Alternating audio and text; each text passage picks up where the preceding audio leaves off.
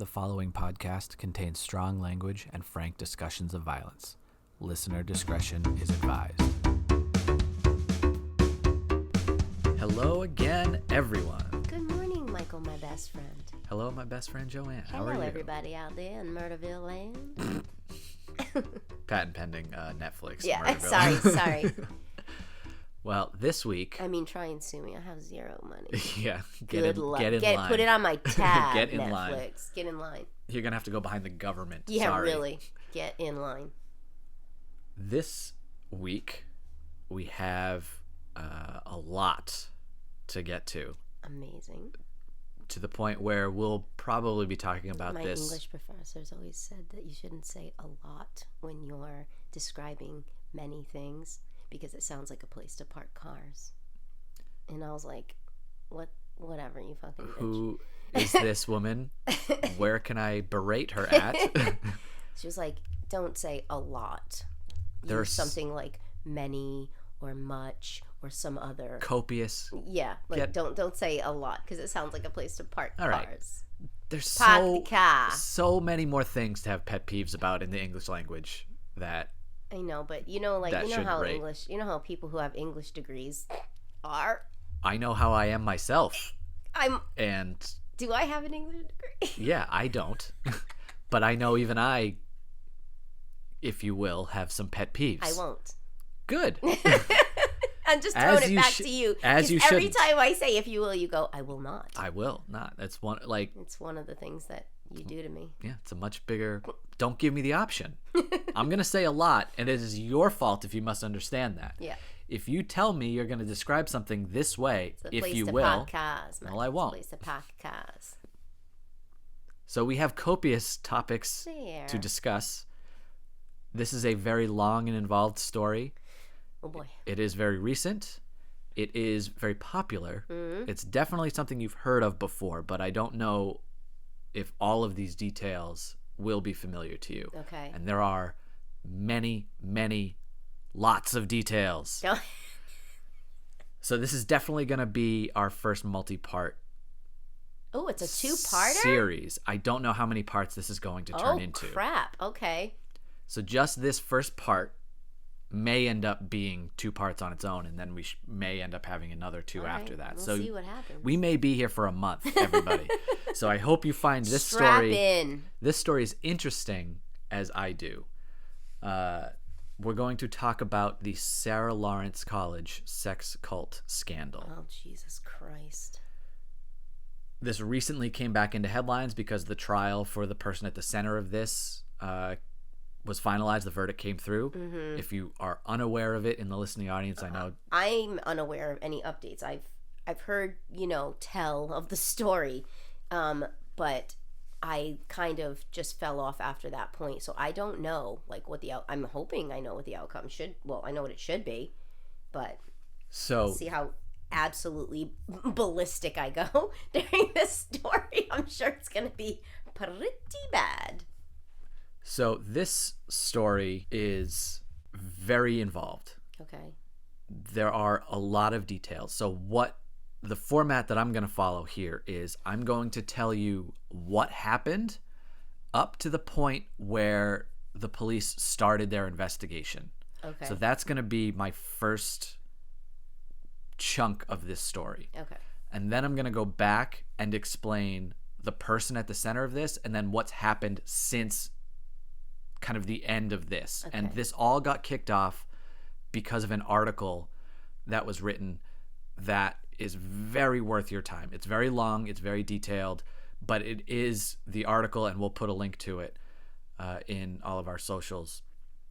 But this is what kicked off the police to investigate this whole set of circumstances. Okay, makes sense. So that is what I used as the basis of my story here. So I think, without further ado, we'll just jump right in. Let's go. This is the story of the sex cult scandal at Sarah Lawrence College. Blech.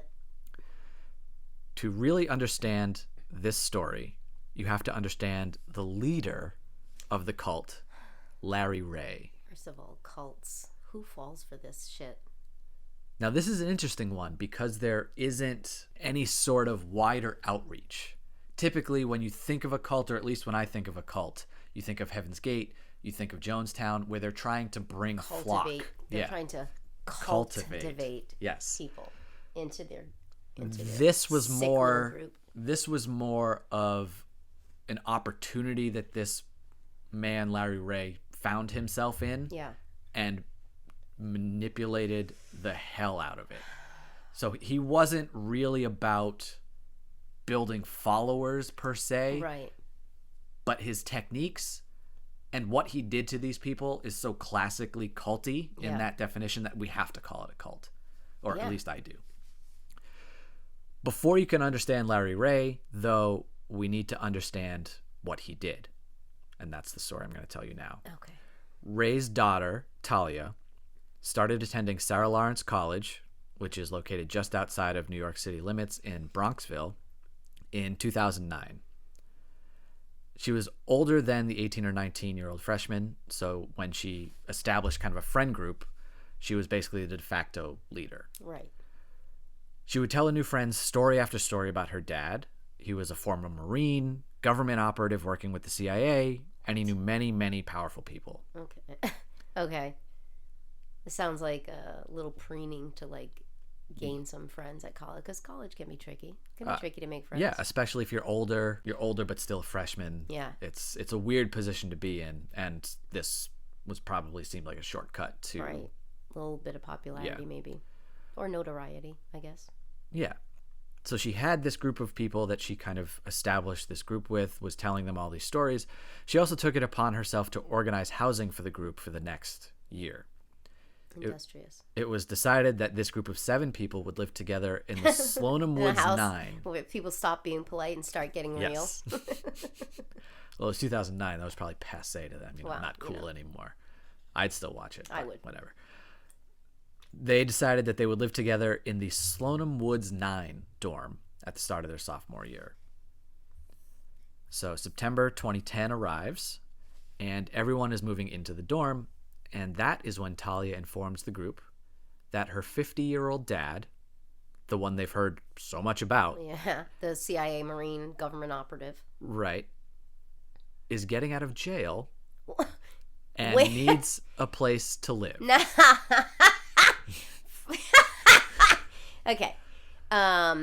What? First of all, if he's got so many connections and all this, why is he in jail? Because if you have connections, spoiler alert, I'm not going to tell you in this episode. You don't go to jail. And 2, you are not coming to live at college with me, Dad. No, I'm sorry. You get a fucking job at the Cumbies, and you get a little shithole apartment, and you work your way back up to whatever your previous glorious status was. Or you probably live in a halfway house. Yeah, as part you of don't your rely parole. on your kid and go, hey, can I crash at your dorm house with your 6 other roommates? Yeah. That's not a thing. It was decided, without discussion, that he would live in the dorm until he got on his feet. Oh, she just told them he was coming? Correct. I would have been like, nah, bitch. None of the other roommates seemed to mind. After all, they had been told that this guy had recovered Stinger missiles from the black market. Oh, get the fuck out of my face. Not that they would have been aware of this, but he even helped draw up a ceasefire during the conflict in Kosovo in the late 90s. They don't even know where Kosovo is. Well, I don't know if Larry did either, but we'll get to that. Come on. Like, you're going to tell me, like, a bunch of kids fresh out of high school, and they're like, yeah, man, my friend's dad, like, recovered some missiles from Kosovo, and then just, like, flip their hair. No, that's not a thing, dude. They're smoking bongs and eating pizza. I mean, they're not talking about fucking missiles in Kosovo. I'm sorry. I would do all 3 of those things. I mean, you would. Yeah. A few days after getting out of prison, the roommates didn't seem overly curious about why he was there in the first place. We'll get to why he was in jail. But that's not going to be this episode. Oh, Michael, you're killing me. The roommates didn't really ask, but Larry was all in at the dorm after just a few days. He set up in the living room and cooked the roommates steak dinners and ordered expensive delivery. And this was before Uber Eats and all of that kind of stuff. This guy's making the hair on the back of my neck stand up. We have 22 pages. If my kid was in a dorm Yeah. and someone's fucking dad Yeah. showed up and started making my daughter steak dinners, Yeah. I don't fucking think so. Oh, no, sir. We're having... No. I'll be there with a U-Haul to move your fucking ass out of there, like, right quick. And Not happening. And it's not like this still wouldn't be acceptable, but it's not like he was a young dad. He was 50. Even worse. Yeah. Well, no, they're both equally bad. Yeah, they're both bad. Fuck off out of here. You are not... No, get out of here. And regardless of his age, he had just gotten out of prison. Yeah, get out of here.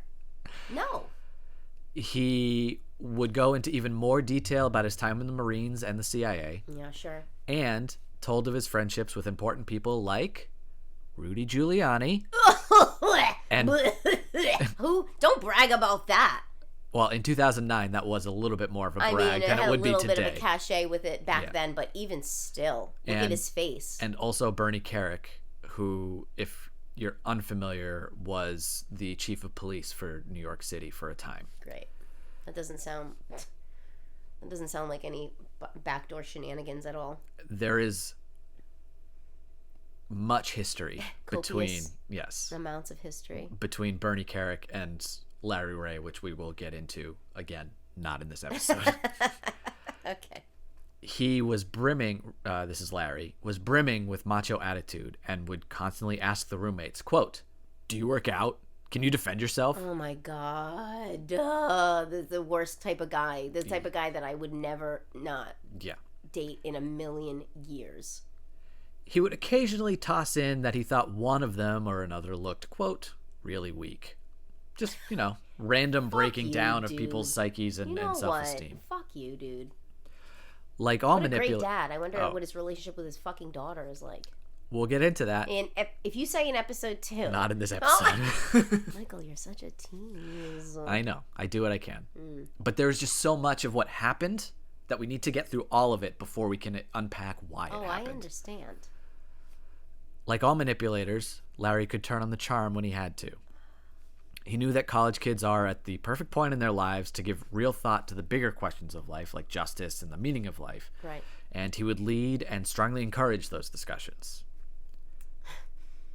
Juliana, one of the roommates, said, quote, "He did all of our cleaning and definitely took on the dad role in the house in a big way. He showed Carl Sagan's Cosmos in the common room and followed it up with..." God! If you think that's bad... This guy is insufferable. If you think that's bad... Already. He followed up the screenings with impromptu lectures Don't you dare. on the nature of the universe. Oh my God. At night, he'd sleep on an air mattress in Talia's room or the couch in the common room. How about get your own place? GTFO. Yeah, you'd think. As is typical of college-age students, the group of people wasn't without their share of internal struggles. Along with Juliana, there was Daniel, who had begun exploring his sexuality. Claudia and Santos had both struggled with depression, and another roommate, Isabella, went through a bad breakup right after Larry moved in.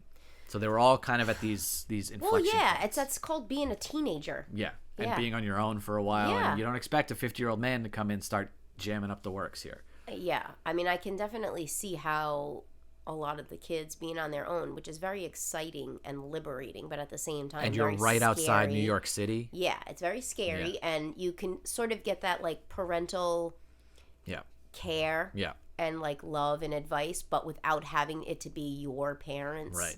Which is actually you probably listen to someone else's parents more than your own. 100%. So I can already see like how he's manipulating and putting this into action, and it's turning my stomach, to be honest. When I was in high school or college, somebody could say something to me word for word that my mom said. I'd listen to them. You'd be like, you know what, man, you have a point. Yeah, I never thought about it that way. But you'd be like, Mom, get off my back. Yeah, Exactly. Yeah, 100%. In my typical, like, God, Mom. They were a receptive audience for the kind of person Larry was portraying himself to be. Quote, "I don't think anyone really questioned it because it was such a huge part of Talia's life," said Daniel, one of the roommates. More from Daniel. We were talking about getting a big bag of sand and dumping it out on the kitchen floor to make a tiny beach. It's not like we were trying to have a normal household. It's called being in college. Yeah. That's called crazy dorm shenanigans. Right. That's normal. Not out of place. Have you ever seen an college. 80s college movie? You're not the first people to come up with these ideas. Right. Not outrageous. No. A little stranger when there's a 50-year-old man encouraging it. Yeah. He's probably like, hey, man, just go with whatever you feel. Guys. Ugh. We're all just molecules riding the wave, Go put your Ben man. Gay on and get the fuck out of my dorm room, please. It wasn't long before Larry started to beta test some of his weirder concepts. He started to drop hints to the roommates that maybe they were all cosmically brought together because of a shared obsession with taking their own lives. Who said they wanted to take their life? Maybe one. Okay. Santos did have a previous suicide attempt in high school. None of the others did, despite some of the others having depression. So he's creating a groupthink. Correct. Is what he's doing. Yeah. And I'm not okay with. Oh man. This is how it started. That's the first one. Scuff and fotch this fucking guy and smack him right in his face. You know, it was lucky though, because Larry, of course, could help these wayward youths. Oh, of course, with his military background, I'm sure that he took courses on how to deal with suicidal teens, Mike. It's funny you say it that way. Oh, fucking... He could teach them discipline and control techniques that he had been taught as part of his military and government operative training. Yeah, because the military and government ops really know how to control their tempers. You're right. He even took on the role of counselor and or therapist, depending on who you talk to. Which they have provided at the college. Yeah. And Sarah Lawrence, I don't believe, is a cheap institution. Sure isn't. So I'm sure that they have counselors there. And not for nothing, it is a liberal arts college, so they are more in touch with... They're going to be very touchy-feely counselors. Yeah. Not in like a creepy pedophile way. So he started with his daughter's best friend, Isabella. She was kind of his first protege, as he was her counselor. This is a direct quote from Isabella. I'm 19. I was having a lot of difficulty making sense of things. I wasn't in a good place. He started to help me kind of process and make sense of a lot of things I just couldn't make sense of. If he sleeps with this girl, I'm going to fucking lose it. Talia's boyfriend at the time remembers seeing Larry and Isabella laying on Talia's bed. Oh. Larry was stroking Isabella's hair, soothing her. The ex-boyfriend recalls, quote, he's like, nobody's gonna hurt my baby girl. Ew, ew! No fucking thank you. Remember, he's 51 at this point because it is the following year. She's 19. No. Larry took the opportunity to start sleeping in Isabella's room, an arrangement that made Talia's boyfriend uncomfortable. Well, yeah. Yeah. Well, the only one with Talia's some sense. Boyfriend, the only one with some goddamn sense around here. He remembers Larry telling him, quote, you're acting like I'm going to be sleeping with her, but I'm going to be sleeping on the floor. She needs someone to help her. Classic bullshit. There's an entire dorm full of people her own age that would, I'm sure, be very glad to support her. Yeah. Like his daughter, her best friend. Like Talia. Yeah. It was only December, which was after only about 3 months of even knowing him. Right. Where Isabella made a breakthrough with Larry. God, no. The night before she was supposed to leave to go back home for winter break, her family gets a call from Larry, not her. No. Remembering the call, Isabella's aunt says that Larry told Isabella's mother that she had been sexually abused as a child by someone the family knew, and that if she returned home, she might kill herself. This was the first that Isabella's mother had heard of the possible abuse, and was doubly surprised because of how close she and Isabella had been previously. They had a really good mother-daughter relationship, and for her to keep something that important from her shocked as it Isabella's would. This is bullshit. Mother. Larry added insult to injury by telling her mother, quote, you let this happen to her. You don't get in between a mother and her daughter. I'm gonna fucking lose it right now. Because all I can picture is putting myself in this, like I'm the mom getting this phone call from some fucking jabron that I've never heard of in my life, who's probably older than me or my own age, telling me something about my daughter, who is the closest person to me in the world. And then blaming you for it. Get the fuck out. I would drive to that college and smash his head open on the concrete. I'm livid. I don't know if you can tell. Yeah, anybody who thinks that's hyperbole, You do oh no, not she would definitely do that. Get between Yeah. my child and myself. It was that winter break where the apartment on East 93rd Street first makes an appearance. It's an important piece of this story. The apartment was owned by a man named Lee Chen, one of Larry's friends. Larry, Talia's boyfriend at the time, and Isabella all spent like a double date. Those winter weeks in the one-bedroom condo. Well, more specifically, Talia and her boyfriend slept in the living room. Larry and Isabella were in the bedroom. Okay. Quote, again, this is from the boyfriend, or the ex-boyfriend of The Talia. only one that has any sense whatsoever. Which is how we know a lot of this information, because he was one of the original main sources for the original article that I mentioned. Okay. So there's a lot of information from him specifically. He controlled every aspect of our lives once we were in the apartment. When we ate, what we did, when we went to bed. Why would you allow that? You're a grown man. Yeah. Why would you let another grown man tell you something? I would have puffed up my chest and said, "Try it, buddy." Larry told this boyfriend to stop taking his prescribed antipsychotic meds. He was so concerned by what he was seeing and hearing that he broke up with Talia as soon as winter break ended. Good. You know what? And good for you. Got the fuck out of there. Good for you, honey. Yeah. Good for you. Smart. When someone starts saying, "Stop taking your meds," that's like, this is incredible that this guy was able to pull. But this is so off. I mean, this is as I'm stepping through the story, you can see how meticulously he's like inching the line I of don't know wacky if I'm shit just closer. like a bitch or what, but if anyone, even now, tries to tell me something, or you need to do this, or you can't do that, or you fucking wish, dude. I don't understand like how people are just so pliable and compliant. Like maybe I'm just bitchy. Yeah, maybe you and I'm I just have talked bitchy. about this before, and I think we're both less, at least we like to think we are, less prone to that kind of potential manipulation Like, because could I of be drawn into a cult? I don't think so. We just have an intrinsic, not only distrust, but borderline hatred Like, for other people. Suspicion of other people at all costs. Like, get out of here. Then add to the fact that I'm Italian. Then add to the fact that I'm a woman. Then add to the fact that I live in New England, in the northeast of America. And you're in Gen X. And I'm Gen X. Yeah. And you've met the most suspicious person. I'm not suspicious, but I'm suspicious of other people that you'll ever bump into. Yeah. Like, get out of here. Yeah. There's no just... thanks. I don't get close to people. I don't want to talk to people. So for somebody to try to pull this kind of manipulation by words on me, it just seems unlikely, because I wouldn't let them talk to me for very long. Well, you'd be in your room by yourself. Correct.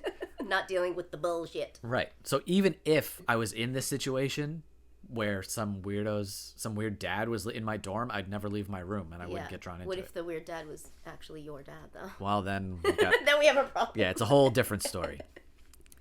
Somehow, Larry was allowed to move back into Sloanham 9 for the spring semester when all of the other roommates came back, and spent more and more of his time in Isabella's room. Yeah, I bet he did. One night, Larry called a house meeting, as he often did when he wanted to grandstand, and started to lecture about something called Q4P, a philosophy based on the supposition that all energy in the universe is powered by the, quote, quest for potential. Oh, so Q4P. So all of us trying to better ourselves are powering the universe? Basically. Okay. Q4P was the brainchild of Larry's friend David Birnbaum, a Diamond District dealer who moonlights as a philosopher. Who are these people? I mean, I can't explain them. Q4P is what drew in another of the roommates, Claudia, closer into Larry's orbit. She started weekly counseling with Larry and told him all about growing up on the outskirts of LA, her love of poetry, photography, and other creative outlets. She was together. She had kind of a goal in life. She had passion. She was artistic. She sounds very earthy, and so this Q4P bullshit seems like it would be right up her street. Right. At first, Claudia found Larry unnerving, She was especially skeptical of the relationship she was seeing between Larry and Talia. But her private sessions seemed to be changing her. Juliana described Claudia as funny and self-aware before her time with Larry, but after she became almost, quote, artificially chipper and focused on things she didn't care about before. Claudia suddenly started telling people that she thought she was schizophrenic based on nothing but what Larry was saying, telling her that he thought she was. He's not a medical doctor. She also started posting about the Marines and stuff on Facebook and yeah. Christ. So like he was clearly changing her. Yeah. Roommate Daniel was also skeptical of Larry and found his philosophical musings incoherent. Well, all these people are skeptical, but no one is doing anything about it or talking about it amongst themselves. Well, not strictly true. But they definitely weren't investigating as closely as they should have. They weren't as critical of this as they should have been. But Daniel said Claudia definitely had some complex issues. She had real stuff going on. It was all stuff that a therapist would really be the right person to turn to. But Larry claimed to have some superhuman level of empathy or ability to talk to young people and help them work through their issues. What a fucking crock of shit. It was a few months into that spring semester, though, that Daniel himself started to experience some personal difficulties. He was dating someone, but he and his girlfriend were having real challenges, and the relationship could best be described as crumbling. He was also going to be without a place to live that summer. He didn't want to return home. He wanted to stay in the city, but there was nowhere for him to go. Roommates Santos and Claudia urged him to speak with Larry. The two met in Starbucks one afternoon and talked for hours. Larry gave him advice that felt shockingly straightforward. Dump your girlfriend. That was the advice. Daniel had been wrestling with his own sexuality for quite some time, but on that topic, Larry was positive.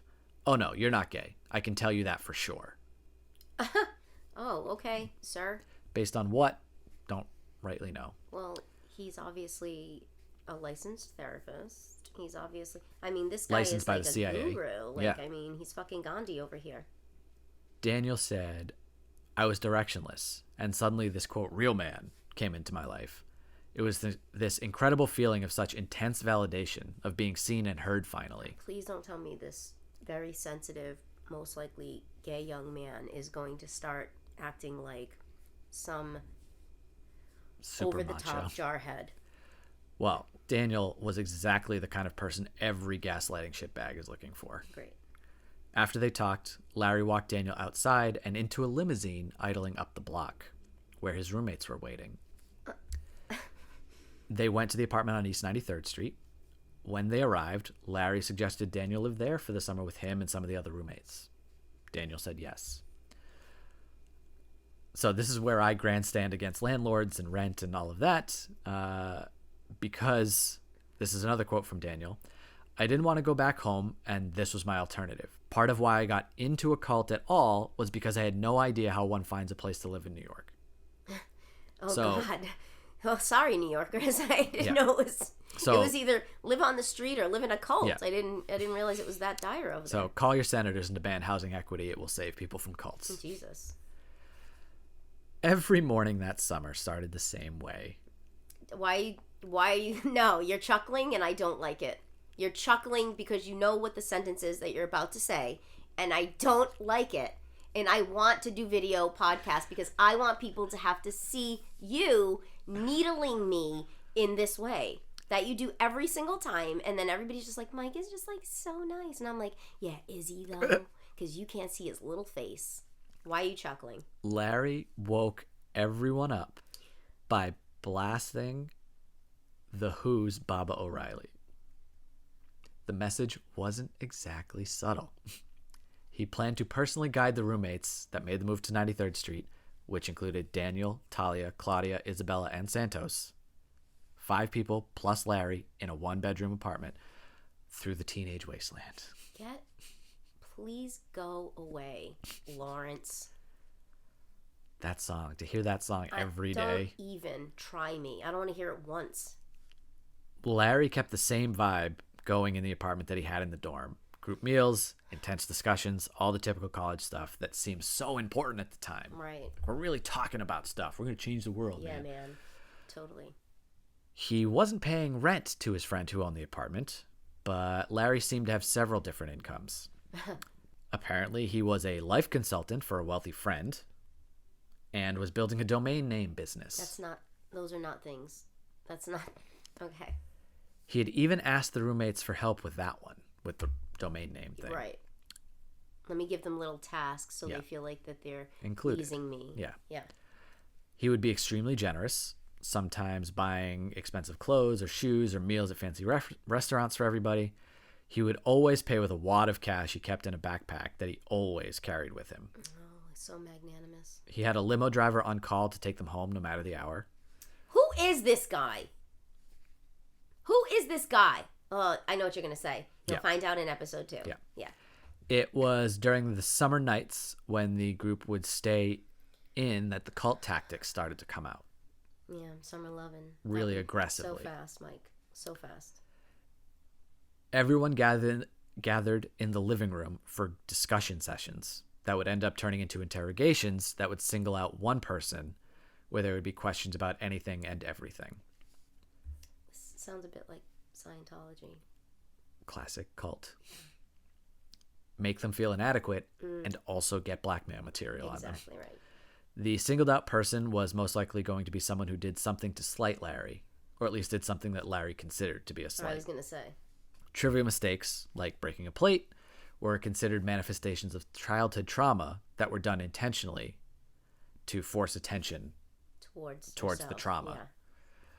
Larry told them that the purpose of this discussion sessions was to reveal deep personal truths. How about mind your business, bro?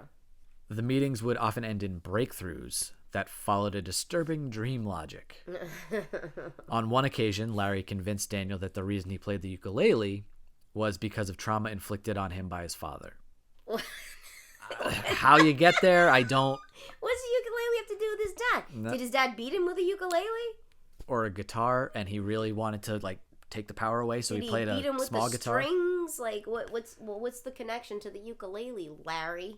Larry told Daniel to smash the ukulele in front of the group as an act of catharsis. Oh my gosh. When he did, the group applauded Daniel for achieving closure. This sounds like when I was in the 5th grade, my teacher, Mrs. Cullen, was hyper religious. I mean, I did go to Catholic school, but she was like hyper religious.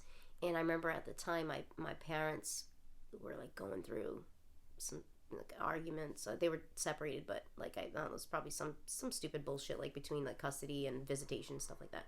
So I had we would have these groups where we would like talk about something that was bothering you.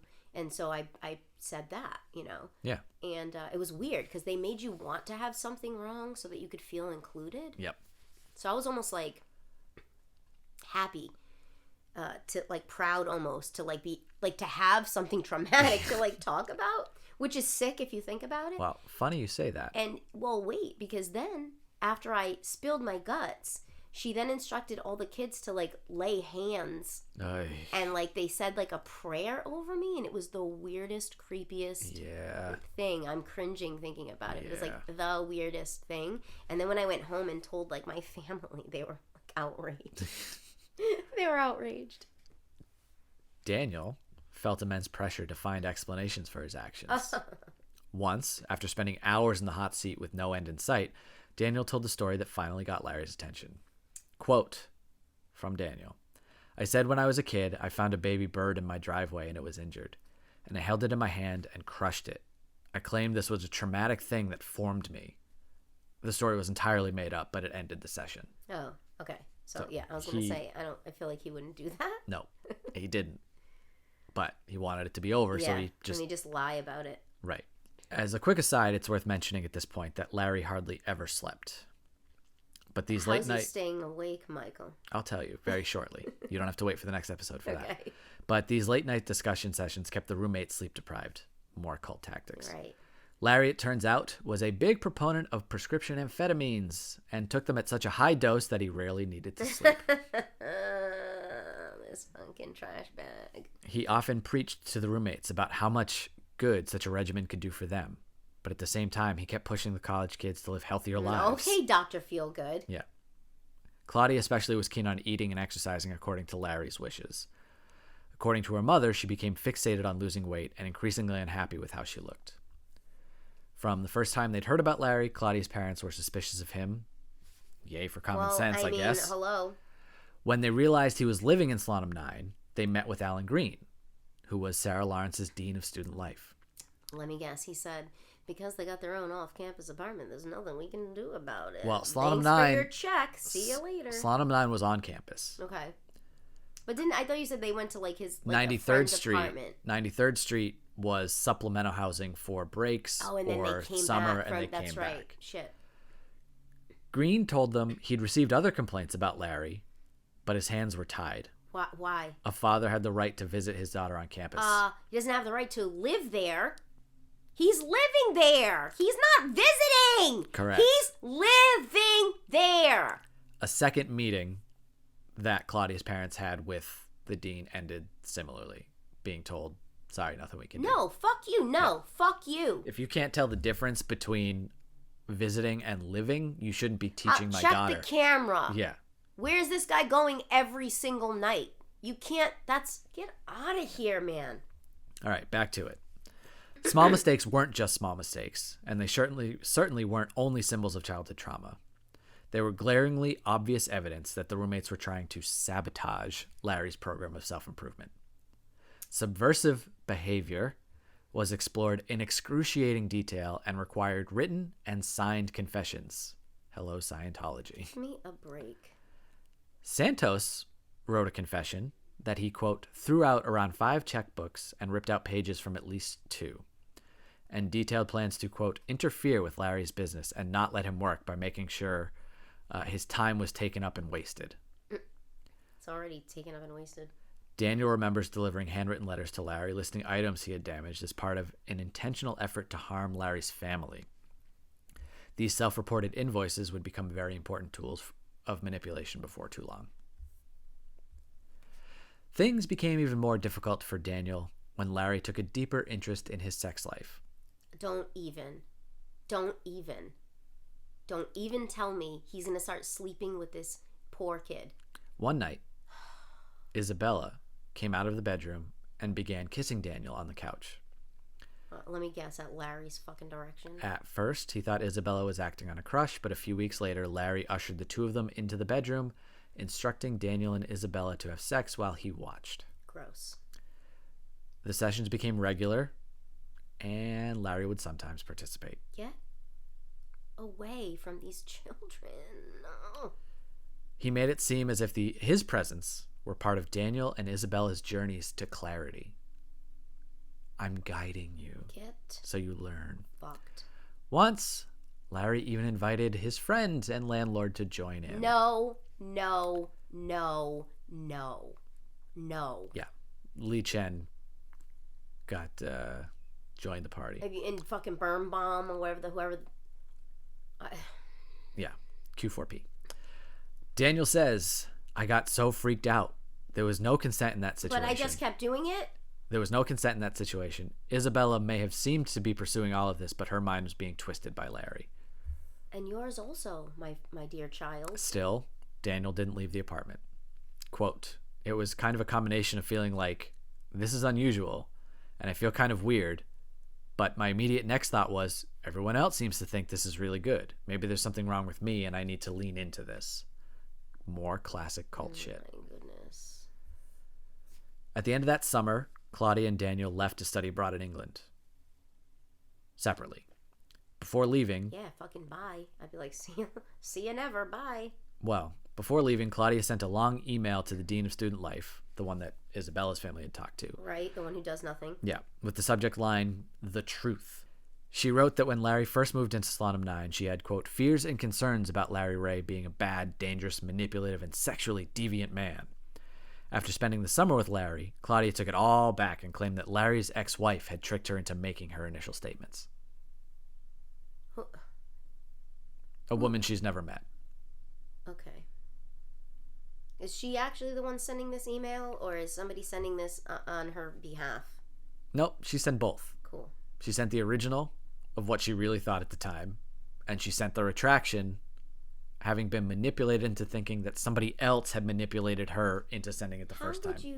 How would you imagine... I don't know how you twist someone's brain up like that. To think that they really talked to someone that they've never even met. It gets weirder than that in terms of who's controlling people.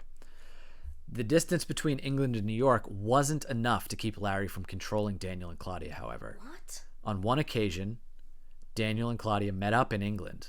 Like, they weren't studying together. Yeah. They were on separate study abroad programs. But they met up in England so Larry could Skype in for a family meeting and proceed to coach them through sex on Skype. Come on. Come on. At that point, the hooks This were is in. Outrageous. I told you. At that point, the hooks were in and in deep. When the time abroad was over, Larry welcomed them back for the summer. Once school started again, Daniel continued to live in the apartment, commuting to campus for class. So now they're in the 93rd Street apartment. Claudia got on-campus housing, so she didn't live with them anymore, but still visited the apartment and stayed close with Larry. This was also around the time when Larry started to do some, we'll call them renovations, but not really, on the 93rd Street apartment, which included removing the door handles from both bathrooms, installing cameras. Bye-bye privacy. Still, no one really questioned anything. This was also around... How are you... You're taking a shit Yeah. with just the door open. Yep. No one cares. Everybody's just, hey, we're like this big commune. It's totally fine, guys. Don't worry about it. Come in, brush your teeth. Why don't you jump in the shower? You know, this one, you can come in and get dressed, put your makeup on. Don't worry about what I'm doing over here. Like, what the... There's something to be said for closeness, but it needs to be a choice. If you take the I've handles been away, in relationships where literally one person will be on the toilet and the other person's like just walking in and being like, hey, what do you want for dinner? which and is then, fine. And if then that's... I've been in other relationships where it's like, please don't come in when Yeah. I'm using the bathroom. It's just Right. like different people. But, Right. But this is like... But in both of those situations, you had the choice. Right. This is just like, hi, we're just going to take these doors off? If I'm friends with Daniel and I go over there and I need to use the bathroom because I'm Right. visiting my friend, what's my recourse? Yeah, I really. didn't volunteer for this. Right. Whatever. Still, no one really questioned Well, anything. they probably didn't have outside friends coming in at that point, I would right. think. This was also around the time that Daniel's parents really started to worry, and it was ramping up to frantic levels. I'd pull my kid out of that school so fucking fast. Daniel's dad emailed him a message that said, in part, I can't reach you. What changed? I don't understand. This only seems to happen when you are at Larry's, but I can't figure it out. Are you in a trance? Drugs? Cult? Like, Cult? unlike a lot of these kinds of stories, the parents were on it. And the kids weren't fully in it. They weren't isolated. They were in communication. But somehow it all just kept snowballing. Not in this household, bro. The first time I wouldn't be able to get a hold of my daughter one time, and I would be at the school. Yeah. You're leveling the entire campus. That's like, it. It's, yeah. One time. Claudia's mother had similar fears. She said, quote, we talked to Claudia many, many times and had many, many arguments about how we thought Larry was not good for her, but there was no convincing her. Still, we didn't get how serious it was until it was too late. One night, Claudia showed up at her parents' apartment with Larry and began asking about her mother's first child, a girl who had died at birth. Larry said it must have been difficult for her to love Claudia, having just gotten over the loss. Is this a made-up story? Or did the mother actually... The mother really lost a child before giving birth to Claudia. Okay. So she really has a dead daughter. And this guy's using this against the parents. To wedge them, to say you couldn't possibly have loved Claudia because you were and are still mourning the loss of this other girl. Yeah. Like this fucking... Okay. The mom's response was, I looked at him. I'll slash your throat. I looked at him and I said, what are you talking about? When Claudia was born, it was the joy of my life. Claudia was everything to me. I had a daughter, and I was so happy. And he dug in until I was just exploding crying. He was trying to break us down. She was on his team, and her father and I were on another team. I would have punched him in the mouth. Claudia said. Numerous times. Claudia said. About the face, head, and neck, Michael. I don't believe you, Mom. I don't believe you could have loved me because of her. And then Claudia left with Larry. And then I strangle him. to his death. And that's when when Claudia's mom said, and that's when we knew he had total control over her. Larry's violence started. There's one way to break that spell, Mike. Well, yeah. Larry's violence started to escalate over time. Lee Chen, the owner of the 93rd Street apartment, recounted times when Larry would put Santos into a sleeper chokehold until he passed out. When Santos would recover, Larry would ask, "Did the darkness envelop you?" What? Another time... What a sicko. Yeah. Another time, Daniel supposedly damaged the oven. As a result, Larry ordered him to kneel down and then stood over him with a large kitchen knife and threatened to dismember him. No. Because he broke the oven. Like a knob on the oven or something, like it had a chip in it. Also, supposedly damaged the oven. Yeah, it's probably we didn't know if he actually did it. It was probably perfectly fine. Yeah. Or it could have been normal wear and tear. It could have been an issue before that Larry just noticed and blamed Daniel. Like, he didn't see him break it, but threatened to cut him into pieces. Even worse was an incident that happened during Daniel's senior year. Talia had missed an application deadline for Stanford Law, and of course she wasn't to blame. Larry assumed it was intentional sabotage by Daniel. Why is he focusing on this kid?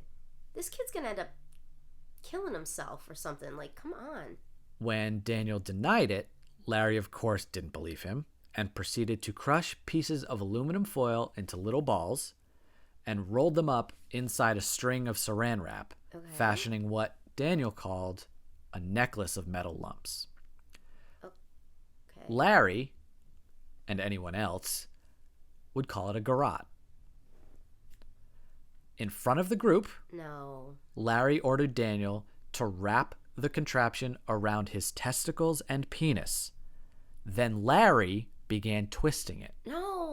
The metal cut off circulation to Daniel's genitals and dug into his flesh. Yeah, of course. Oh my God, I'm cringing. This wasn't the last straw for Daniel. What is this? What is happening? But it would come soon enough. He was still unsure of his own... Everybody just watched this happen? Yeah. And let it. That's mutilation. This is insane. Yeah. Daniel was still unsure of his own sexuality and kept discussing it with Larry. No, get away from this dude. One night, Larry got so fed up with the topic that he demanded Isabella get one of her dresses and forced Daniel to put it on and go get the mail from down in the building's lobby. What cross-dressing has to do with being gay, I have no idea. It has nothing to do with it. But that's the level that's great. Yeah, that's the level that this superhumanly empathetic therapist is working on. That if you put on a dress and you're a man, that means you're gay. Like, first of give all, me a fucking break. Oh my God. Be vigilant, people. Like, I mean, come on. Keep your wits about you. Daniel did it. He put the dress on, got the mail. When he got back... Just say no. And then what? Just say no. No, not going to do it. It escalates. When he got back, Larry had a dildo waiting and commanded Daniel to penetrate himself. He did, as the other roommates watched and laughed. Come on! Who's watching this? All of the roommates. Fuck off! That was finally it for Daniel, and in 2013, after 3 years, he got on-campus housing and stopped responding to calls and emails from anyone associated with the group. Well, I thought he couldn't find housing, and all of a sudden he just finds housing. Well, on campus. He moved into the 93rd Street apartment for a summer because he couldn't live on campus anymore, and he didn't want to travel home. Dude, I would have dipped the first semester. I would have tried to get my own on-campus something or other. Or I would have crashed in somebody else's dorm. Yeah. Hey, buddy, can I stay with you? Because there's a bunch of wacky, cuckoo, bananas stuff going on in my dorm room that I want 0.0 part of. But I'm sure he was worried if Larry saw him move in with a man, he'd been like, "What are you doing? You're not gay." Good. Yeah. It's college. Right. Now's the time. Good. This Larry's such a trash bag. But it was a bit before Daniel was finally ready to leave the group. It was actually while he was studying abroad that 2 more regulars came into Larry's life. Turns out Santos had older sisters, Yalitza and Felicia. Yalitza was an undergrad at Columbia, and Felicia had graduated from Harvard Oh and my God. This earned a family medical is- degree from Columbia. Holy crap. The three of them. Success. Felicia was actually in Los Angeles doing her residency when Larry started calling her over and over. And it didn't take long until from across the country, he had convinced her that people were after her. I don't know how he did it. Felicia says, I was concerned because of my parents, because this whole thing involved Bernie Carrick and the police. Going to the police in California, in LA, which is incredibly corrupt, it was like, is this really going to be effective? Now, he's basically saying her parents are in danger, she's in danger, but you have no one to turn to. The LAPD is corrupt. I know Bernie Carrick, and there's nothing we can do up here. Right. What are you going to do? Felicia abandoned her residency program and moved in with Larry. No. Ooh. He's ruining lives. He's crushing these children's lives. They quickly began a romantic relationship, often Of course talking they about did. marriage. Of course Yeah. they did. Often talking about marriage and having children together. Oh, God, no. Larry has referred to both Felicia and Isabella as his wife. This should Okay, I'm fucking Mormons now. Now we're doing the Mormons. This shouldn't be shocking behavior as far as Larry goes. Even back into the 90s, multiple people have reported that Larry would offer friends and business associates sex with women he was dating. Even the long-term girlfriend he maintained while he was married to Talia's mother. Cool, Hugh Hefner. Yeah, so he's married to Talia's mother, has a long-term girlfriend, and is offering that girlfriend up to just... So he's trafficking women. Cool. Yeah. He would threaten the girlfriends that if they didn't do what he demanded, he would send graphic pictures to their parents. And in at least one case, he actually did. Good. It's nothing my mother's never seen before, buddy. She birthed me. Yeah. Go for it. Go for Yeah. it. That's what I would say. Go for it. Go for it. Like Danny DeVito and Sonny, he's on the dance floor and he's like, go for it. Go for it. With that toupee. Go for it. Go for it. Fantastic reference. In another case, he bought a GPS tracker and tried to get someone else to attach it to the woman's car. Why he wouldn't just do it himself? No, I'm not going to do that. No, sorry, weirdy. He was also a prolific extortionist.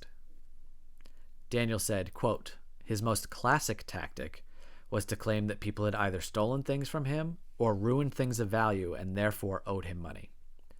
Santos once sent an email to Larry with the subject line, prices of things I damaged/ruined with preliminary total. The email was 5 pages. Are you kidding me? Accounting of more than 50 items, ranging from painting tape, $9.87, to a gas range, $6,780. No. The total, he calculated, was $47,726.79. And he's like making this kid think he owes him that money. Yeah, because Santos drafted the email. This isn't something that Larry like billed him for. Yeah. This is Santos doing a personal inventory and saying, this is what I owe you. Yeah, no. Santos tried to get the money from his parents, even going so far as to threaten to kill himself if they didn't help. Remember, he is the one that had a previous attempt in high school. Yeah. Santos's father tried to go into the apartment to see the supposed damage for himself. Mm-hmm. He's not shelling out almost $50,000 without Right. doing his due diligence. But when he got there, Let me guess. what? Oh, Lawrence put the kibosh on that one. Larry ran his ass down to the lobby and prevented him from going any further. And the dad just went, okay, I'll leave. In the end, Not a chance. Santos's parents were incredibly fearful for their son's safety and gave him as much money as they could. Santos, Yalitza, and Felicia's parents immigrated from the Dominican Republic in the early 80s and ran a few small businesses. They weren't rolling in money, but they had enough that they could keep trying to help their son. Towards the end of senior year, Larry brought Claudia, Isabella, Yalitza, and Felicia to his stepfather's house in Pinehurst, North Carolina. We're going to get into the relationship he has with his stepfather, the stepfather's last name is Ray, and he adopted his stepfather's last name.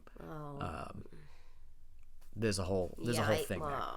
I can just imagine what the whole of it is. Yeah. So Larry comes down with 4 college kids, Well, Yalitza's a little bit older, but he takes them from New York to North Carolina. He put them to work installing a new drainage system in the yard. When they returned, Claudia, Yalitza, and Isabella began asking their friends and family for money, saying they damaged Larry's property. Are you joking my ass? He made them do damage and then charged them for the damage. Yeah. That's ridiculous. Santos's parents estimate that they gave Larry more than $200,000 over 3 years. Here's the point in the story where I pretend to befriend Larry. Yeah. And ask him if he wants to go for a scenic drive, and we go somewhere upstate, the Pine Barrens, to a pig farm. Yeah. And just wander around, and if he falls in to the pig pen, whoops, oh no, Larry, you must have slipped and fallen into the pig pen. Oh no. Whoops, oh, these pigs haven't eaten in about 3 weeks. This is also another reason why we wouldn't necessarily be prime cult targets. We have no money. I also have zero money. Come at me. Yeah. Like we probably wouldn't let it happen just from our natural, like, I hate everybody kind of mentality, but also I'm not doing this kumbaya shit with you. I'm also unable to write a check for $10,000 to get to, like, the book that's going to bring me to the next level of the religion. I will give you $5. Get out of here. Whatever. No. Santos's parents were forced to sell their house to cover the costs. Holy crap. Like the one that they bought in the Bronx after moving from the Dominican, like, come on. Yeah. They raised their family. Yeah, it was. Yeah, that's it's terrific. fucked up. They went to the NYPD 3 times with their story, but police told them there wasn't much they could be done if their child was over 18. Oh, how many times have we heard that old chestnut, Michael? Claudia's parents also alerted the police, who were told the same thing. Great. So you have multiple sets of parents. Separate families who don't know each other. Yeah. Telling you the same thing about the same person. And you're like, well, there's really nothing we can do. Is it the relationship with Bernie Carrick coming to bear? Does he have an actual relationship with Bernie Carrick, or did he see his name on the news one day and then just decided to tell everyone that they're best friends? Well, whether it's real or not, it's irrelevant because at this time, Bernie Carrick's no longer chief of police anyway. So he's got no pull anyway, so who gives a shit? Right.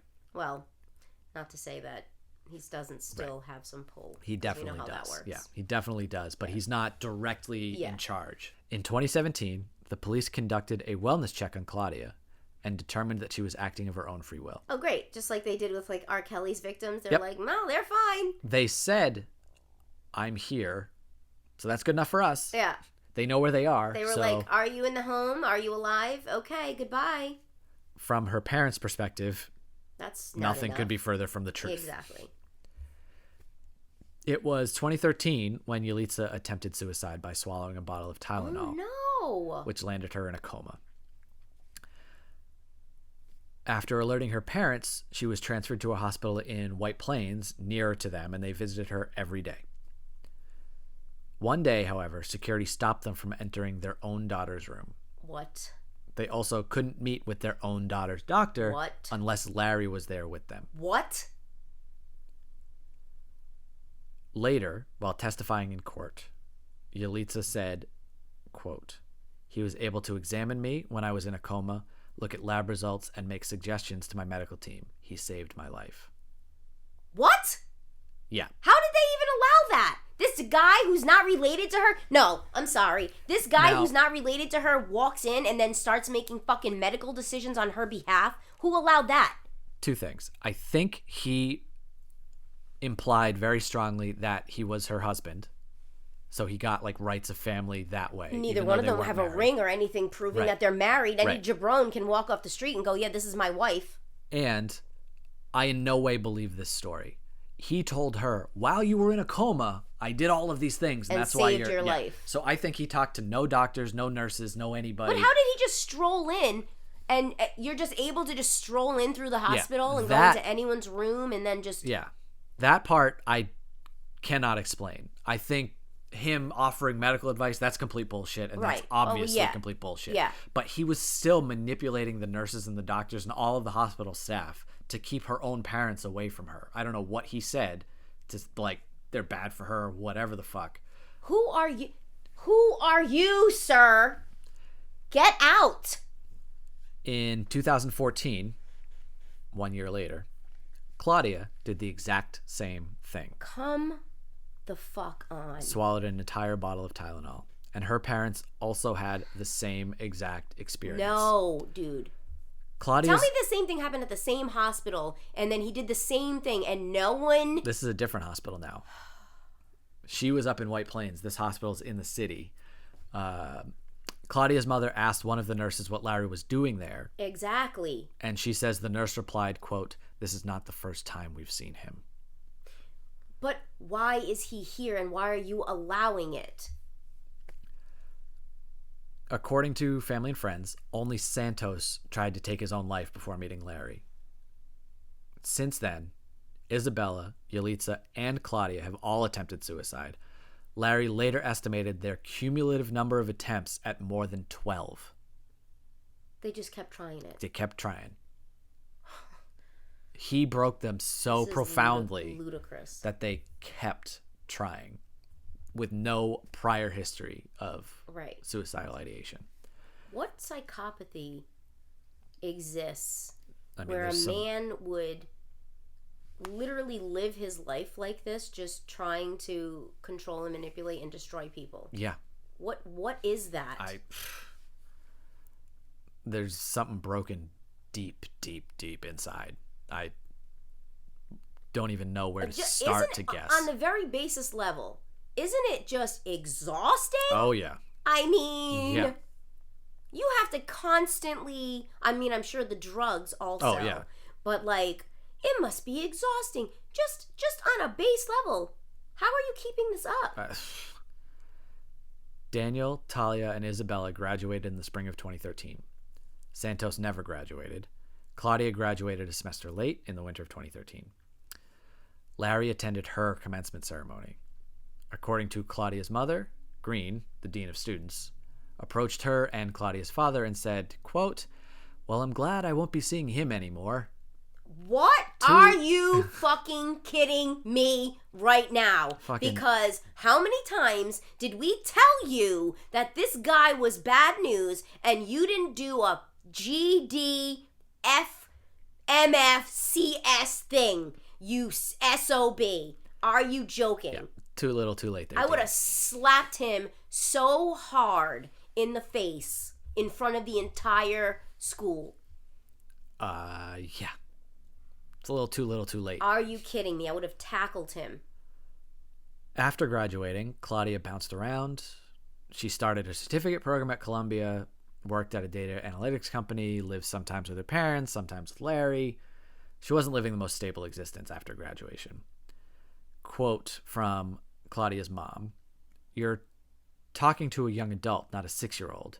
If she made a decision to go to Larry's against our will, there was nothing other than physical intervention we could do to stop her. It was like she was literally hypnotized. You would have physically restrained your daughter." This is literally my worst fear. Yeah. In 2014, after her parents ended up divorcing, in large part due to the stress of dealing with Larry, he's ruining other people's marriages. Yeah. Claudia started working as an escort. Let me guess who suggested that. Well, this, in a story full of fucked up details, this one just makes my skin crawl. The name she used, which the article called a nom de guerre, Right. which I thought was nice. Okay. Yeah, okay. But the name that she used was a combination of the names of Larry's daughters. Ew. Ugh. Like, I don't know. There's something about it's just like ugh. Talia something or something. Yeah. Talia. Ew. Her website advertised services for $8,000 a night. Jesus Christ. She would give her profits to Larry in order to pay for the damage she believed she'd done in North Carolina. Isabella, Felicia, and Larry continued to live in the apartment on 93rd Street. So the wives and Larry. Yeah. Santos. That's big love over on 93rd Street. Yeah. Santos and Yalitza came and went regularly.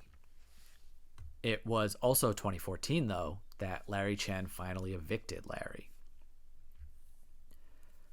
Chen was finally starting to worry about what Larry was getting up to with the other people. He knew because he was taking part in it. Don't give me this crap. This is a bag of shit. Well, yeah. Finally starting to worry about what Larry was doing to the other people in his inner circle.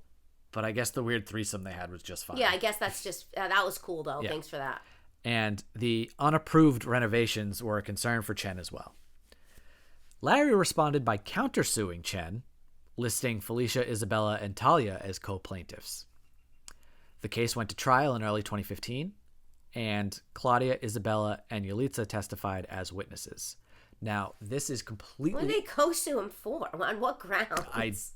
I don't know, but it was enough, whatever those grounds were, it was enough to force it to a trial. Right. Completely unrelated to anything having to do with Larry and his relationship with these people, any of the stuff that he's done. This is specifically about living situation. Yeah. Keep that in mind. It's like a landlord-tenant situation. Keep that in mind as I tell you about this testimony. Oh, God. This has nothing to do with Larry. Okay. Okay? This is all about just who gets to live in the apartment. Okay. One of the first questions that Larry's attorney, Glenn Ripa, asked Claudia was how long she'd known Larry. What that has to do with anything, I don't fucking know. Here's her answer. The first time I heard his name mentioned. Don't tell me she's going to be like, I felt like I'd known him my entire life. I was probably 9 years old. No. No, you did not. No, you didn't. Over the course of her hour-long testimony. That's extraneous at best. Claudia laid out an elaborate conspiracy tracing back through 3 generations of her family. And this judge didn't go, this witness is dismissed because she's obviously a little... This judge, mediator, whatever the context of this was... I would have said, can we get to the point? Yeah, this has nothing to do total control. Anything. Yeah, lost total control of all of this. 3 generations of her family are involved in Larry's life somehow. She testified that, as a child, she'd overheard her grandfather talking about Larry, quote, making trouble. Even then. First of all, wait. That would make Larry a vampire. That would mean that for 3 generations, this guy's been causing trouble at what? His current age of 50? So what is going on here in this supernatural realm that you seem to reside in, madam? Even then, she said, she knew Carrick and Giuliani were somehow involved. How she knew who they even were when she was 9, I don't know. Such malarkey. As Claudia neared college age, she testified, Larry's mother had contacted Claudia's mother and told her to send Claudia to Sarah Lawrence, quote, in order to hurt Larry and Talia. This is bullpucky. So somehow... yeah, the universe is somehow putting all these people together. Larry's mom hates her son and granddaughter so much that she enlists strangers to send their daughter to a random college that she doesn't know that her granddaughter will be attending someday and that her son will have to live in after his release from prison. Well, Mike, they live in this is 5-dimensional chess, man. Like multiverse. This is some next level realm here, Michael. Yeah. Open your mind, Mike. This is really the secret, like manifesting your intentions. This is that QFP or whatever it's. Q for P. Q for P. She even went so far as to say that after she got to college, her family started getting payments from Bernie Carrick. No, they didn't. She said her marching orders from the top were to poison Larry using arsenic. From the top? Are you talking about the President of the United States? Well, how top are we going? Bernie Carrick, Rudy Giuliani. I mean, just keep going. The CIA. Go up the ladder, Mike. Oh, yeah, all of them. This is what she was tasked to do. Poison Larry using arsenic, cyanide, mercury, silver, and lead. He would have been dead in a second. second, in 1.5 seconds, he would have been dead. Eventually, she was also told to target Talia, No, Isabella, none of this happened. and others from the group. Great. Why? If some stranger just contacts you and says, we have a mission for you, do you choose to accept? Yeah. And you're like, sure, Right. I'll do it. Yeah. Yeah. I'll blow up my entire existence for you, someone I don't know. And target people that you don't know. Right. Right. What does Rudy Giuliani care about Isabella? He doesn't. Like, give me a Well, break. is she underage? Nope. Not at the Because time. then- Yeah. Then he Because would. then maybe he would have taken her into a hotel room and tucked his shirt in. Yeah. Like. While laying flat on the whatever. Yalitza gave similar testimony, and she didn't join the group until over a year into this. So who is the presiding person Who's just over letting it this go. group that is letting this go on? This is a farce. In my head, it's just a person kind of like us that's like, oh my, what the fuck is this shit? Can you believe what they're saying? Say more shit. This is wacky. I would have been like, this is a farce. You're wasting the court's time. You're all dismissed. Case dismissed. You owe him the money for the renovations. Yeah. Get the fuck out. Pay Chen and everybody GTFO. She claimed, Yalitza now, claimed her parents had once been drug dealers and money launderers who pimped Felicia out when she was a child. These hardworking immigrants who owned multiple small businesses. Yeah, they felt the need to prostitute their beloved children. Right. Right. That sounds logical. Gave away $200,000 to protect their son from Larry. Right. Yeah, they seem like the type that would definitely do those things. That would traffic kids. Yeah. Yeah. She claims to have mixed poison into Larry's coffee and, like Claudia, she detailed an exhaustive list of toxins she'd used, which were different from the ones that Claudia used. But he's so supernatural that none of them caused him any harm whatsoever. Well, they were different than what Claudia was using. She was tasked to use heroin, LSD, fungicide, and, quote, fecal matter to contaminate his bandages. Okay, but so he would be dead. Correct. If any of this happened. She said her parents promised to pay her $1 million for her efforts. No. What? These people are in a dream. These people are in a fugue state. Yeah. For real, though, this time. Like, these people walking around in a dream trance. They're in a jazz trance. All of Larry's minions who testified all described him as a guardian, incredibly loving, and a father figure. Incorrect. Claudia called him, quote, the nicest, most compassionate person I ever met. Also incorrect. Explaining that after years of poisoning him, she had started to care for him. I'm gonna lose my mind. He was the nicest, most compassionate person, but I carried on poisoning him. Yeah, anyway, apparently. because, just because I'm a terrible person.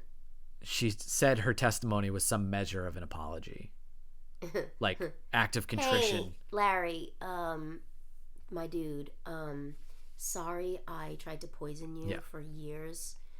I hope that this testimony will can make it up to you. Comfort you. We're going to chalk this one up as a my bad. By way of a mea culpa apology. Yeah. I'm just going to say, sorry about that, bro. And we're going to move on. Let's move on. Can we fist bump? Or is that too much? Okay. Despite the testimony veering off into this exceptionally weird territory for an eviction case, Chen won and Larry had to go. Yeah. Yes. Okay. Yeah. If you told me it was like they just said neither one, everybody go part ways, I was literally going to smash this table into a billion pieces. Larry had to go. But it took nearly a full year to actually get them all out of the 93rd Street apartment. Squatters. Yep. That happened to my cousin. Took him 1.5 years to get these scumbags out of his house. It's weird legal loopholes. Weird law loophole. Yeah. In late 2015, other things were happening in Larry's life that we will cover in the next episode, but it was also the time when he created a website to document more of Claudia's supposed confessions. So he was loving her testimony. So he's like, let's keep this shit going, oh my man. God. We got to make a website for He's this. creating like a melodrama. One entry. So this was written in the first person perspective of Claudia. So when I say I, it's Claudia. Yeah. I would poison Talia at least once a day and make sure her entire fridge was poisoned. Put mercury on her toothbrush. No, she would be dead. She'd be very, very sick at the very least. Yeah. Began sleeping over in her room more and more frequently to accomplish this goal. Also put arsenic and mercury in her undergarments. Okay. This is... I can't take it. I can't take this. We're almost there. I don't know how much more this I could take. One tab on the website linked to a video in which Claudia sits on her bed in dark green Sarah Lawrence sweatpants, looking dazed.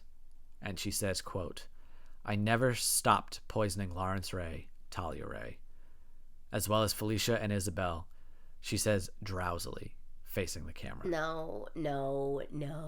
She's... No. This is such orchestrated fucking... I don't even have a word to describe it. I literally could chew a nail in half right now. Are you making this by your own free will? Off-screen Larry says. No.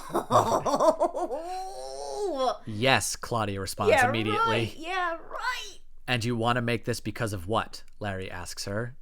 Because I just want to tell the truth, she responds. Because of my conscience, Dr. Larry. I just want to tell the truth. Yeah, okay, honey, get a fucking grip. And this is where the investigation into Larry Ray finally starts. And we will dive deep into his background, the investigation, and his trial on the next episode. But for now, that was the story of the sex cult scandal at Sarah Lawrence College. I'm madder than like a rat in a trap right now, okay? I'm pissed off. My skin has crawled. My skin's on the other side of the room because it's crawled right off my body. And I literally, my mouth tastes like pennies. Yeah. Like I could just spit, you know? It's incredible. Yeah. I had kind of initially the same level of familiarity with it as you did. I just heard of it. Yeah. But it was... I heard like the general basis of what happened. But Nexium was at around the same time. Yeah, and that's right. There's so many other things going on that this one kind of got lost in the shuffle. Yes. And looking into it, once I saw the headline that kind of brought it back into my line of vision here, and I went back and actually read the article that kicked it all off and started looking more into him, I flabbergasted. Yes. I don't... That's the only word for it. Yeah. It's incredulous, this story. Yeah, If do you not had know. to And this is only half of the story. If you had to write a story, if I said, Michael, I will give you $1 million, hot, wet, stinky American cash, tax-free. Yeah. If you can write a fiction yeah. that's going to blow my mind, yeah. you would not even be able to come up with this. This is nonsense. Nuts. Insane. But this is why, though, we're obsessed with documentaries. Yeah. Because real life is crazier than anything you could come up with in your sick little imagination. As case in point, evidenced by this case. The recommends that we did earlier in the last week for the show Interrogation on Paramount Plus. Yes. So that being insane. A true story and all of those things being part of it, like that's it's craziness. like one of those things that you're like, there's no way Yeah. that all of these coincidences or weird little things could have happened within one case scenario. Right. And you're looking at it and you're thinking, yeah, of course, this kid's definitely guilty. I mean, this is crazy. This story's crazy. This is crazy. And then as you get into it, the whole thing is insane. After the first episode, I was convinced that there was no possible way that he couldn't have been the one to do it, because any other explanation would have required so many coincidences to line up. And we were bickering about it. Yeah. Because I was like, I don't think so. I don't think he's guilty. And I was like, there's no way. Yeah. Like, the cop's story just made too much sense. Yeah. In that first episode, but then the more episodes you bounce around and watch episode 8 and then episode 3 and then episode 9. Well, yeah, because the cool thing about this series is there's 8. Is there 8 episodes? 10. So you have to watch the first one first, and you have to watch the last one last. But the cool thing about it, which I think is really innovative, and I hope and I think that more of these will start to show up now, is that a little pop-up comes up after the first episode and tells you that when detectives are investigating crime, it's not always linear. Yeah. So you're just going where the leads follow you. So you may bop over here and talk to this guy and then talk to 3 other people, but then come back to the first guy, and you're all over the place. So it allows you to either watch the episodes in a linear fashion or to jump around to sort of, quote, follow the evidence how you're understanding it. Yeah. So that's a really cool aspect of how we watched it. And I guess I like spaced out. I didn't realize that was the whole sort of shtick of like this series. So when it came up, I was like, wait. Am I like drunk or something? Like, did that just say what I thought it said? But it was really cool and interesting to do it that way. Yeah.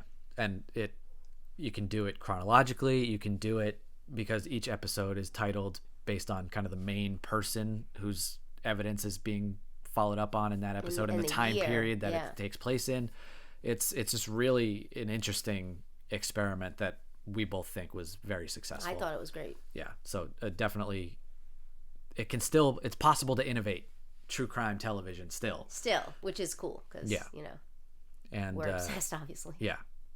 And some good performances down the line too. Yeah, great performances. Kyle Gallner is amazing. Who I will never be able to not see as Beaver from Veronica Mars, but he's definitely grown up since his time on Veronica I never Mars. Watched Veronica Mars, but he definitely gives me like Jonathan Tucker vibes, and I'm all the way in. I'm here for that. Not back then. No, I'm like now in this performance for sure. Yeah, and he has a lot to do between the time periods and all of that. But, he carried it off really well. Yeah, so you got the recommendation from us on the socials, but here it is again. Definitely check it out. Definitely check it out. And shout out to Carol that I work with because she's the one that told me to watch it. Yes, Thanks, thank you, Carol. So for now, you get to ruminate on everything Larry Ray did.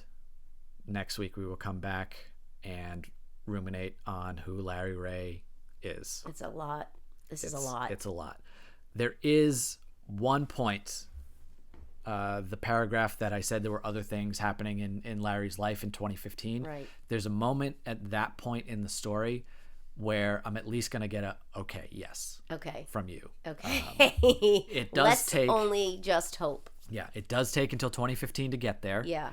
And we have a lot of ground to cover before it happens, but I think there will be at least one moment where we'll be like, all right. Okay. Well, that makes me at least slightly hopeful. Yeah.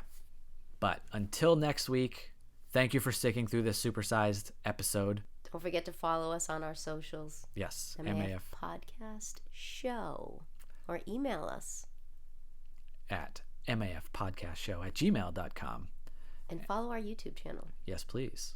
It's also Murder Amongst Friends podcast. Murder Amongst Friends. Yeah. Yes. Well, thank you, Michael. Yes. I spelled that one out. Thanks. Yes. So until next time, goodbye, everybody. Goodbye. And don't start a cult because we won't join. Extremely creepy and we don't want to hear about it. Goodbye. Bye.